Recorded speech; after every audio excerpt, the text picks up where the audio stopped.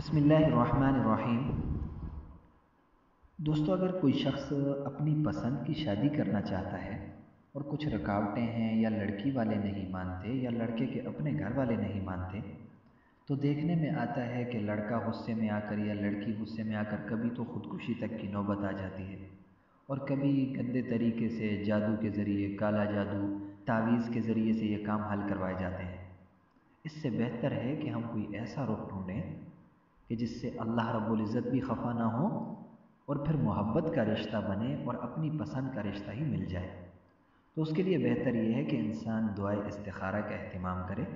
इस्तिखारा में अल्लाह रब्बुल इज़्ज़त से मशवरा कर ले कि क्या मेरे लिए बेहतर है, कौन सा बेहतर नहीं है। इंशाअल्लाह वो रहनुमाई पाएगा सही रास्ते की तरफ। और या वदूदो का कसरत से विर्द करें, यानी या वदूदो ये कसरत से पढ़ता रहे। और फ़र्ज़ नमाज़ों के बाद ये दुआ मांगे, रब्बना हब लना मिन अज़वाजिना व ज़ुर्रियातिना क़ुर्रता अ'युन वजअलना लिलमुत्तक़ीन इमामा। तो ये सूरह फ़ुरक़ान है, आयत नंबर 74 है।